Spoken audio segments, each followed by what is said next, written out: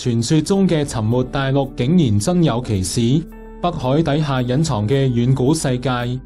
各位觀眾大家好啊，我係泡泡，又到咗網絡補血站嘅時間啦。好多人對失落文明充滿好奇，但除咗傳說之外，喺相對冇咁遙遠嘅過去，真係有一大片宜居嘅土地俾海水徹底淹沒咗。泡泡講緊嘅就係杜格蘭呢片廣闊嘅陸地，曾經將今日嘅英國同歐洲大陸連接埋一齊。喺最後一次冰河時期結束之後，大約12000年前左右，隨住冰川融化，海平面不斷上升，最終將呢片土地逐步吞噬。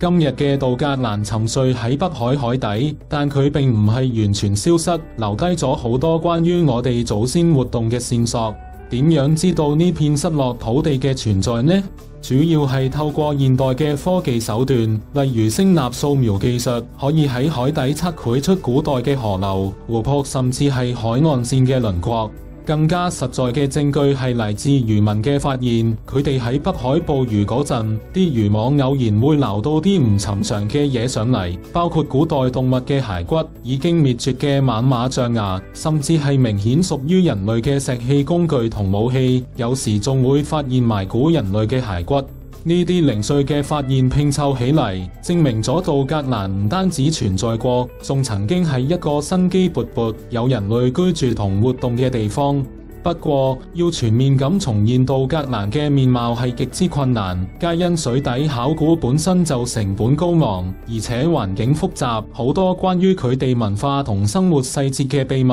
可能永遠都埋藏喺北海嘅泥沙之下。但雖然我哋對杜格蘭人嘅生活細節所知甚少，充滿謎團，不過單憑佢嘅存在，就足以挑戰我哋對史前文明同人類早期遷徙路線嘅固有認知。泡泡認為，杜格蘭嘅故事唔單止係滿足我哋對過去嘅好奇心咁簡單。佢活生生咁展示咗地球環境嘅巨大變遷力量，同埋氣候變化點樣可以喺相對短嘅時間內徹底改變人類嘅生存空間。一個曾經可能係狩獵天堂嘅地方，就咁樣被不斷上升嘅海水淹沒，上面嘅居民或者被迫遷徙，或者就此消失。呢件事提醒緊我哋，人類文明嘅發展同大自然嘅關係係何等密切同脆弱。